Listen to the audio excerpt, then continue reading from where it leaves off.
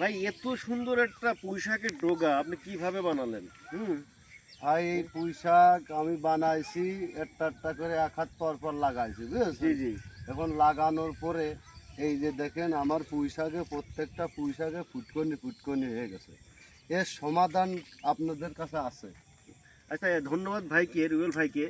আসলে আপনারা একটু দেখেন, প্রতিটা পুঁইশাক বাজারে কিনতে গেলেই এরকম আপনারা একটা স্পট পাবেন, যে স্পট আপনার পুঁইশাকের ফলন পর্যাপ্ত পরিমাণে নষ্ট হয়, যে কারণে গাছটা সুন্দরভাবে বেড়ে উঠতে পারে না, দিন শেষে ফলনের তারতম্য হারায় যায়। তাই এই যে গায়ে স্পট স্পট ভাব, এটা একটা ছত্রাকজনিত রোগ।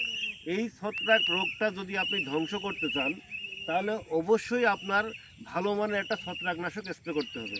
তাই এর জন্য ম্যানকোজেব গ্রুপের একটা ওষুধ আছে, বায়ারের আছে ডাইথেনাম 45, পার লিটারে 2 গ্রাম হারে যদি আপনি এটা স্প্রে করতে পারেন, তাহলে আপনি পরপর 7 থেকে 10 দিনের মতো একবার করলে 2টা স্প্রে করার পরেই ইনশাল্লাহ এই রোগটা ভালো হয়ে যাবে এবং পাতাটা ভালো হয়ে যাবে। এবং এই যে ডুগাটা একটা কাটিং দেবেন, কাটিং দেওয়ার পরে দেখবেন আবার ঝাড় হয়ে নতুন করে আবার ফলন বাড়বে। বুঝতে পারছেন বিষয়টা? তাহলে ধন্যবাদ জানাচ্ছি আপনাদের সবাইকে। তাহলে আপনারা ম্যানকোজেব গ্রুপের ওষুধ আর ইমিডাক্লোভিড গ্রুপের ওষুধ একসাথে মিশিয়ে স্প্রে করেন, ইনশাল্লাহ আপনার এই ওষুধ এই গাছের পাতা এবং ফলন ভালো হবে। আসসালামু আলাইকুম।